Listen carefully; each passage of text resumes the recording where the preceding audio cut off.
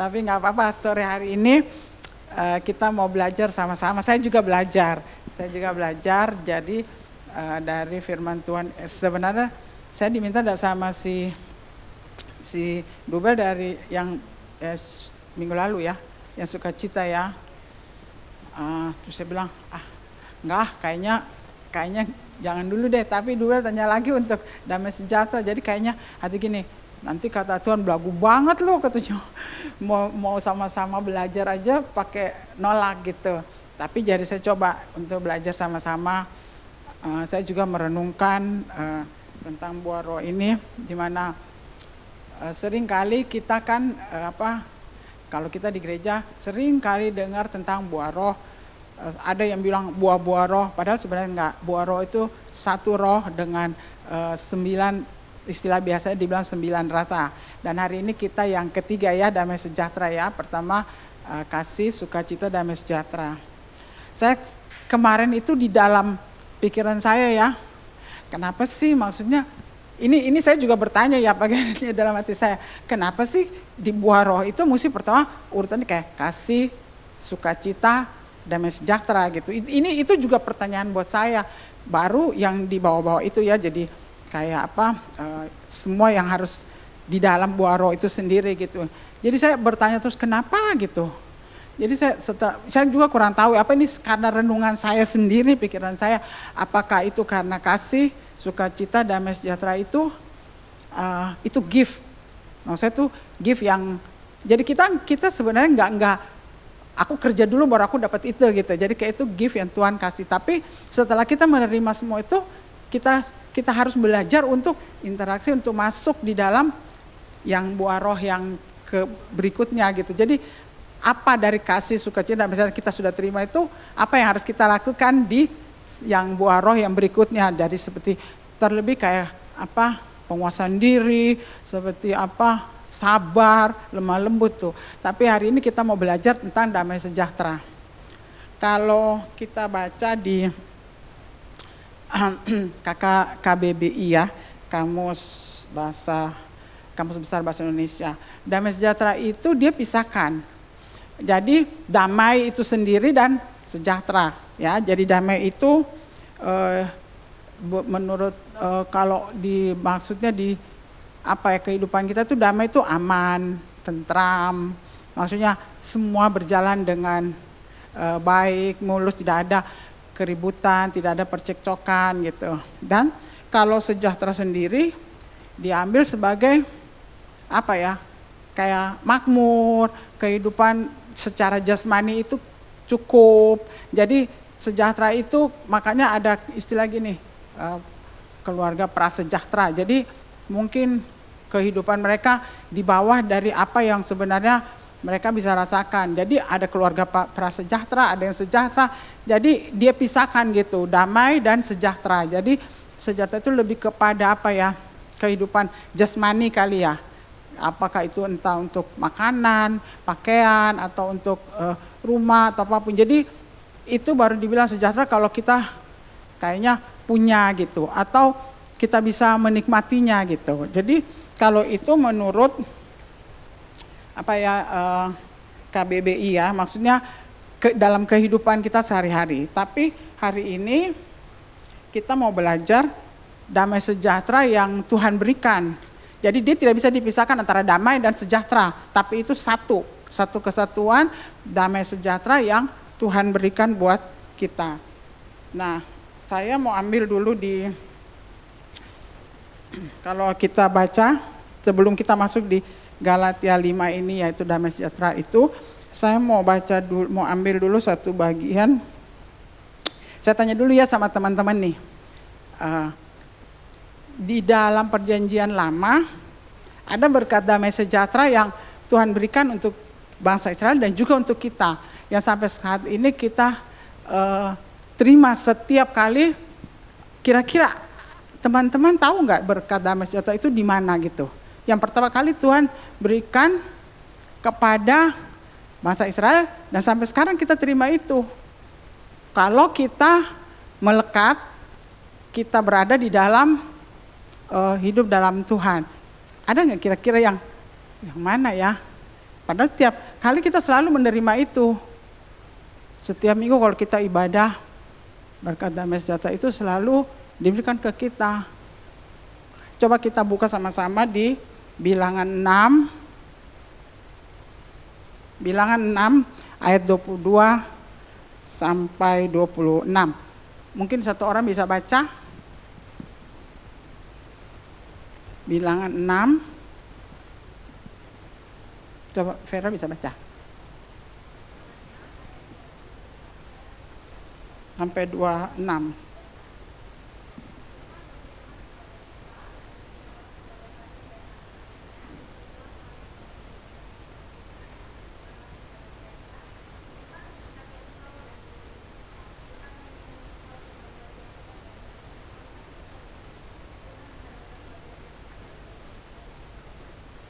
Ya, kasih. Saya pernah tanya kepada seorang damai sejahtera itu, Tuhan kasih waktu Tuhan Yesus sudah mau naik ke surga, waktu bersama murid-muridnya, atau damai sejahtera itu diberikan pada waktu sebelum Tuhan Yesus lahir.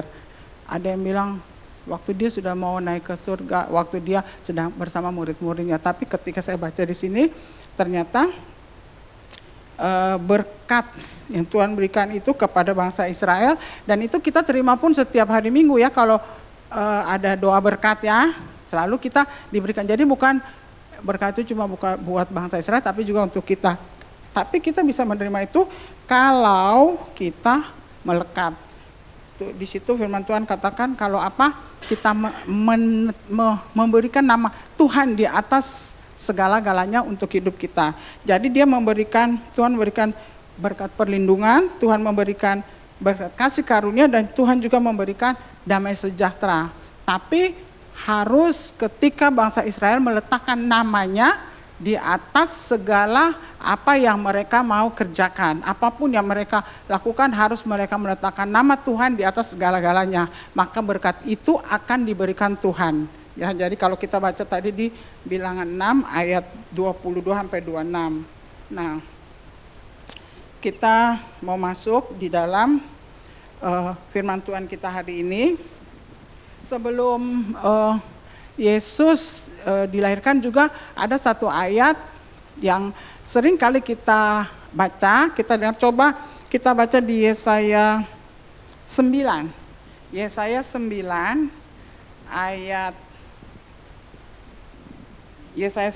ayat 5 dan 6.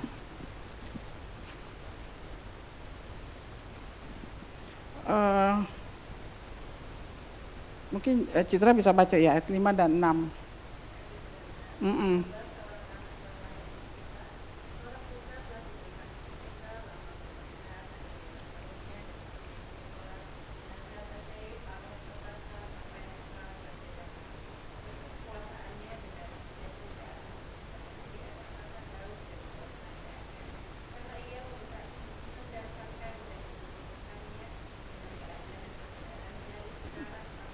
Ya, bukan firman Tuhan. Jadi sebelum Yesus lahir pun nubuatan tentang Raja Damai itu sudah diberikan ya. Di dalam di Yesaya ini di bawah, bahwa nanti akan lahir seorang putra, dan dia juga disebut dengan selain dari Allah yang perkasa, penasihat ajaib, Allah yang perkasa, Bapa yang kekal, tapi juga disebut sebagai Raja Damai. Nah, itu mengarah kepada Yesus, di mana dibilang besar kekuasaannya dan damai sejahtera tidak akan berkesudahan di atas tata Daud dan di dalam kerajaannya. Jadi karena ia mendasarkan dan mengokohkannya dengan keadilan dan kebenaran dari sekarang sampai selama-lamanya. Jadi kita lihat di sini bahwa memang nubuatan dari Raja Damai itu sendiri, yaitu Yesus, itu sudah dinubuatkan dengan kelahirannya dengan nubuat dari Yesaya. Jadi kita tahu bahwa Raja Damai itu sendiri mengarah kepada Yesus. Nah, sekarang kita mau masuk di dalam pembacaan kita yang hari ini. Saya ambil dari Yohanes 14. Yohanes 14 ayat 23 kali, dari 23 sampai 31 ya. Yohanes 14. Yohanes 14 ayat 15 ya. Yohanes 14 ayat 15 sampai 31. Mungkin kita bisa baca bergantian ya. Saya baca yang ganjil, nanti rekan-rekan bisa membaca yang genap. Yesus menjanjikan penghibur, "Jikalau kamu mengasihi aku, kamu akan menuruti segala perintahku."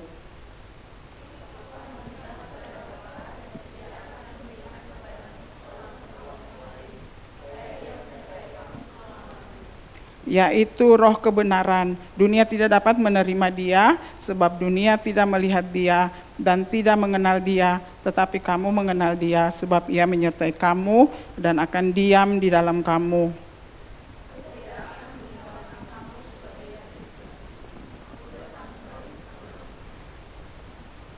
Kemudian ayat 18 ya, 19 ya. "Tinggal sesaat lagi dan dunia tidak melihat aku, tidak akan melihat aku lagi, tapi kamu melihat aku sebab aku hidup dan kamu pun akan hidup."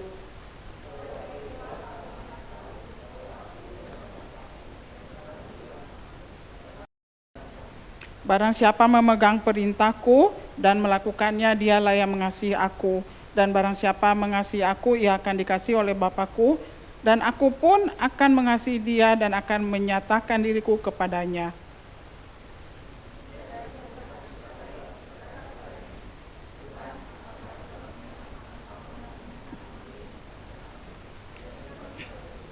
Jawab Yesus, "Jika seorang mengasihi aku, ia akan menuruti firman-Ku, dan Bapa-Ku akan mengasihi dia, dan kami akan datang kepadanya dan diam bersama-sama dengan dia."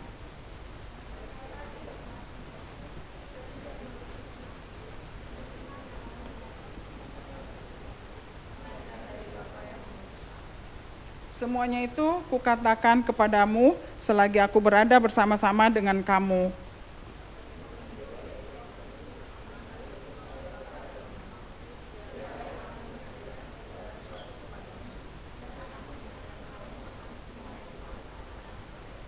"Damai sejahtera kutinggalkan bagimu, damai sejahtera-Ku kuberikan kepadamu, dan apa yang kuberikan tidak seperti yang diberikan oleh dunia kepadamu. Janganlah gelisah dan gentar hatimu."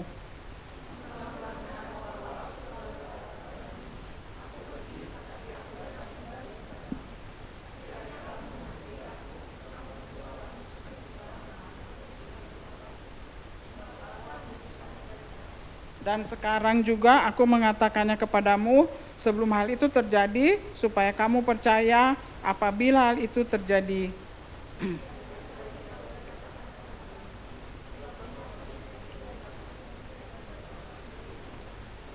"Tetapi supaya dunia tahu bahwa aku mengasihi Bapa dan bahwa aku melakukan segala sesuatu seperti yang diperintahkan Bapa kepadaku. Bangunlah, marilah kita pergi dari sini." Nah, kalau kita baca ayat Yohanes 14 ini, karena kita sekarang juga sudah mau masuk di dalam masa sengsara ya. Kita sudah minggu lalu kita sudah masuk di seri penyaliban, dan minggu ini yang kedua.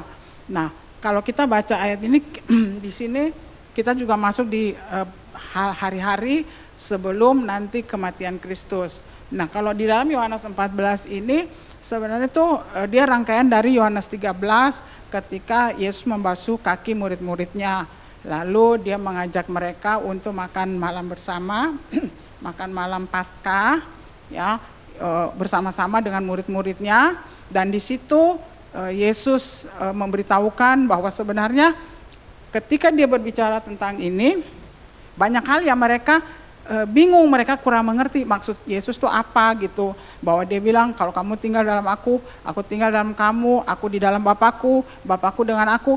Jadi mereka itu sebenarnya bingung, ini Yesus ngapain, sementara dia kan ada bersama-sama dengan mereka. Jadi tapi mereka tidak tahu bahwa yang sebenarnya Yesus sedang kasih tahu ke mereka bahwa ini persiapan dia, ini persiapan akan kematiannya. Jadi Yesus mau persiapkan sebenarnya murid-muridnya bahwa kalau kamu sudah bersama dengan aku, kamu tinggal di dalam aku, karena aku ini berasal dari Bapa. Jadi kalau kamu dalam aku di dalam kamu, dan bersama-sama dengan Bapa. Sebenarnya itu Yesus memberitahukan bahwa apapun yang aku lakukan itu semua berasal karena Bapa yang meminta aku untuk melakukan. Jadi ketika aku taat, kalian juga harus taat sebenarnya. Tapi mereka kurang mengerti. Nah, pada sampai di saat dimana Yesus bilang bahwa kamu nanti, kamu tidak usah takut. Kalau di dalam ayat 27 dia bilang, damai sejahtera ku tinggalkan bagimu. Damai sejahtera ku berikan kepadamu. Dan apa yang kuberikan tidak seperti yang diberikan oleh dunia kepadamu. Jangan gelisah dan gentar hatimu. Sebenarnya Yesus memberitahukan kepada mereka bahwa kalau kamu tinggal di dalam aku, kamu tidak perlu takut. Tapi kan mereka nggak mengerti maksudnya apa ya Yesus mau katakan ini. Nah, kalau di sini saya belajar ya bahwa ketika Yesus mau tinggalkan murid-muridnya, dia tidak mewarisi kepada mereka sesuatu yang bersifat duniawi gitu, bersifat yang seperti misalnya dia meninggal mereka harta, warisan atau apapun, tidak. Dia tidak meninggalkan apa-apa kepada mereka. Itu kita juga bisa tahu, kita bisa lihat nanti di bacaan selanjutnya di mana waktu Yesus disalib, serdadu itu mengambil jubahnya lalu mereka membuang undi. Jadi tidak ada yang diberikan kepada murid-muridnya ya. Jadi situ kita lihat bahwa Yesus tuh pergi benar-benar tidak memberikan apa-apa kepada mereka dalam bentuk yang mereka bisa pakai gitu atau mereka melihat itu. Tetapi di sini Yesus meninggalkan kepada mereka sebuah bentuk perkataan yang sederhana yang diambil di dalam Yohanes 14 ayat 27 ini, yaitu bukan sekedar janji atau harapan seperti yang dunia berikan, tetapi Yesus sendiri mengatakan bahwa dia itu adalah Raja Damai gitu. Jadi jangan gelisah dan gentar hatimu, karena Yesus tahu bahwa beberapa waktu ke depan lagi nih, beberapa jam ke depan,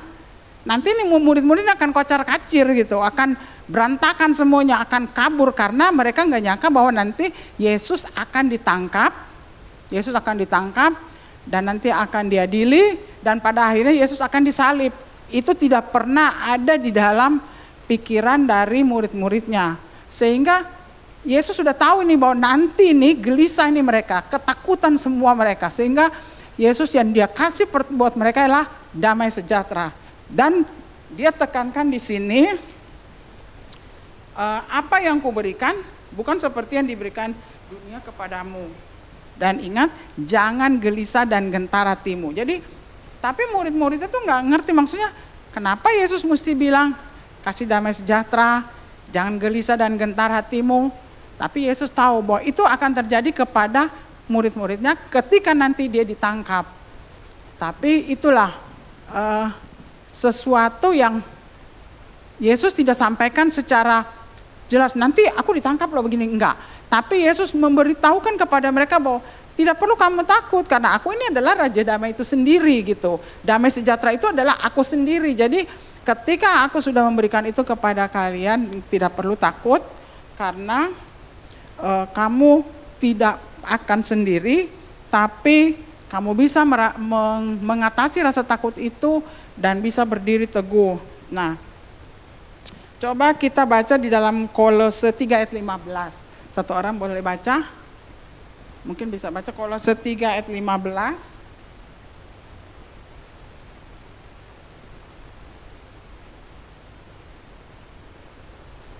Bisa baca Kolose 3 ayat 15.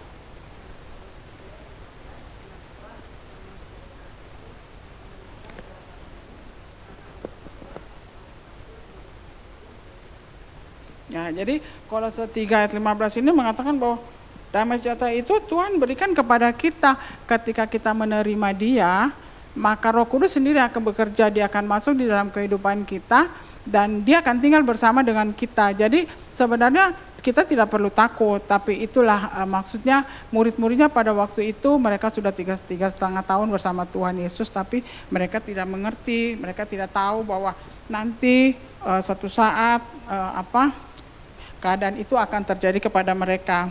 Ketika Roh Kudus ada bersama dengan kita, Roh Kudus itu dapat menolong kita untuk tetap merasakan damai sejahtera. dari kekacauan atau apapun yang terjadi di dalam kehidupan kita. Yang penting di sini Tuhan katakan bahwa yang penting kamu di dalam aku di dalam kamu. Nah, di dalam kehidupan kita sehari-hari seringkali kita melakukan banyak hal yang mungkin buat kita membuat damai sejahtera itu kita merasakan sesuatu yang kurang enak, kurang menyenangkan di dalam kehidupan kita. Padahal Tuhan sudah katakan kepada kita bahwa ketika kamu ada bersama dengan aku, kamu tinggal di dalam aku, Roh Kudus yang menolong. Ketika kita menerima Dia sebagai Tuhan dan Juru Selamat, Roh Kudus menolong kita, dan itu Roh Kudus yang akan menjadi penolong kita untuk memberi kita kekuatan.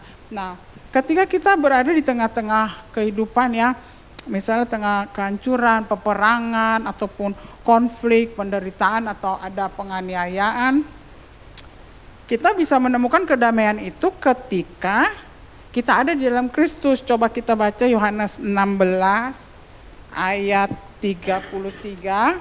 Di sini Yohanes 16 ayat 33 berbunyi, semuanya itu kukatakan kepadamu supaya kamu beroleh damai sejahtera dalam aku. Dalam dunia kamu menderita penganiayaan, tapi kuatkan hatimu, aku telah mengalahkan dunia. Jadi Yesus sendiri berkata kepada kita bahwa kamu akan mengalami banyak hal, penganiayaan, apapun dalam kehidupan kamu. Tapi tidak perlu takut karena aku sudah mengalaminya dahulu. Tapi itulah ketika dia berbicara dengan murid-muridnya, dia berbicara. Nah itu sebenarnya firman Tuhan juga itu terjadi buat kita. Bahwa ketika kita melekat kepada Tuhan, kita terima janji firman Tuhan itu, damai sejahtera Allah itu akan melindungi kita di dalam kehidupan kita hari lepas hari. Nah, di dalam Filipi 4 ayat 7 berkata juga, damai sejahtera Allah yang melampaui segala akal akan memelihara hati dan pikiran kita di dalam Kristus Yesus. Jadi, apa yang kadang-kadang kita pikirkan itu padahal sebenarnya tidak perlu untuk sesuatu yang membuat kita menjadi cemas, takut. Karena Tuhan bilang, damai sejahteranya melampaui segala akal dan akan memelihara hati dan pikiran kita di dalam Kristus Yesus. Jadi itulah kenapa damai sejahtera itu diberikan untuk kita menerima Dia, menerima damai sejahtera itu sendiri, menerima Kristus itu, untuk supaya kita bisa melanjutkan kehidupan kita di tengah-tengah gejolak ataupun hal-hal yang mungkin membuat kita menjadi takut ataupun susah di dalam menjalaninya. Nah, di dalam kalau kita baca di dalam Yohanes 14 ini, kelanjutannya sebenarnya itu tentang Yesus memberitahukan bahwa aku adalah pokok anggur yang benar di dalam Yohanes 15. Jadi kalau kita melekat pada pokok anggur itu, yaitu Yesus Kristus itu, kita dapat menang atas hal-hal yang akan menghancurkan kehidupan kita. Jadi kenapa Tuhan memberikan itu kepada kita gitu. Jadi dari dia membasuh kaki murid-muridnya, dia memberikan damai sejahtera, dan dia kasih tahu bahwa dia adalah pokok anggur. Jadi sebenarnya ini semua ada urutan, ada susunannya. Jadi bagaimana kita bisa menerima damai sejahtera itu benar-benar ada di dalam kehidupan kita kalau kita melekat pada pokok anggur itu. Karena kita ini dianggap sebagai carang-carangnya. Jadi ketika kita melekat pada pokok anggur itu, pada Kristus itu sendiri, maka damai sejahtera itu akan tetap ada bersama dengan kita. Apapun yang kita alami gitu di dalam kehidupan kita. Nah, kalau aplikasinya untuk kita sebenarnya apa ya? Maksudnya untuk kita sebagai teman-teman muda, sebagai sesama kita di dalam kita bergaul, di dalam kita bersosialisasi di kampus kayak atau di teman-teman di kantor atau kita bergaul sehari-hari. Apa sih sebenarnya aplikasi dari damai sejahtera yang Tuhan berikan untuk kita ini gitu loh. Sebenarnya kan Tuhan kasih kita firman Tuhan bukan, oh pokoknya kamu ngerti, tahu udah. Tapi apa sebenarnya aplikasinya untuk kita gitu. Tuhan mau supaya damai sejahtera itu kan kita terima ya dari Tuhan. Kita nggak bisa begini, aku mau bikin damai sejahtera buat kamu, nggak bisa. Damai sejahtera itu kita terima, itu gift yang Tuhan berikan buat kita. tapi kita bisa aplikasikan itu di dalam kehidupan kita kepada teman-teman, orang-orang sekitar kita. Jadi Tuhan mau supaya apa? Kita menjadi pendamai, ya. Dimanapun kita berada, kita jadi pendamai. Jangan sampai begitu kita datang orang bilang, biang keroknya datang. Nah, itu yang bahaya. Ketika kita datang lalu orang bilang, wah si biang keroknya datang. Jangan sampai seperti itu. Tapi ketika kita datang, orang boleh melihat bahwa kita sebagai pendamai di dalam kehidupan kita sehari-hari. Sehingga damai sejahtera itu keluar dari kehidupan kita, orang boleh melihat ada Kristus dalam hidup kita. Kita harus menjadi Injil yang terbuka. Kita jadi Kristus-Kristus kecil di dalam kehidupan kita untuk orang melihat itu. Sehingga kita dimanapun kita berada, kita menjadi pendamai. Sekarang yang lagi marak ya, yang lagi heboh di TV itu bully, ya, bully yang luar biasa sampai anak artis lah apa segala itu. Nah, kadang-kadang kita ada yang melihat bahwa itu biasa, itu fenomena biasa, tapi kita nggak tahu bahwa sebenarnya kalau kita sebagai anak Tuhan yang berada di dalam situasi itu, kita harusnya menjadi pendamai. Tapi jangan sampai kita nanti pada satu waktu terlibat di dalam situ. Tapi kita harus ingat bahwa ketika kita melakukan apapun kehidupan kita sebagai anak-anak muda, kita harus menjadi cermin, ya, sehingga orang boleh melihat bahwa ada Kristus dalam hidup kita. Kita kemanapun kita pergi, baik dalam kita berkata-kata, dalam kita bertindak, bergaul, segala sesuatunya itu biarlah kita landaskan itu pada firman Tuhan. Karena firman Tuhan itu diberikan kepada kita bukan hanya untuk kita baca, oh damai sejahtera itu pokoknya gue udah terima damai sejahtera deh, bodo amat sama yang lain gitu. Jangan sampai, pokoknya gue udah terima sukacita, gue terima kasih Kristus sudah, kasih damai sukacita, gue udah terima, bodoh sama yang lain. Tapi tidak, itu harus kita cermin kepada orang lain karena itu gift yang Tuhan berikan untuk kita. Kalau kayak di Galatia 5 itu kan ada kayak kelemah lembutan, kesabaran, penguasaan diri, itu kita harus kerjakan. Karena kita sudah terima kasih Kristus, kita sudah terima sukacita dan sejahtera itu, sehingga itu kita harus kerjakan. Jadi kayak seperti gini, kan kita menerima keselamatan yang Tuhan berikan, tapi bukan berarti kita terima keselamatan lalu kita duduk diam aja, enggak. Tapi ada yang harus kita kerjakan, karena firman Tuhan juga bilang, kerjakan keselamatanmu dengan takut dan gentar. Jadi kita bukan cuma terima damai sejahtera itu lalu kita duduk diam, tapi damai sejahtera itu harus keluar dari kehidupan kita sehingga orang melihat ada Kristus dalam hidup kita. Sehingga dimanapun kita berada, kita menjadi pendamai, kita membawa damai sejahtera bagi orang lain, sehingga nama Tuhan dipermuliakan lewat kehidupan kita. Biarlah renungan yang singkat sore hari ini boleh menjadi berkat buat kita semua, buat saudara dan juga buat saya. Kalau nanti ada yang kurang jelas bisa tanya ke Pak Gelen, ya. Ada mentor kita di sini. Oke. Saya rasa sekian, kita boleh senantiasa menjadi berkat, menjadi pendamai dimanapun kita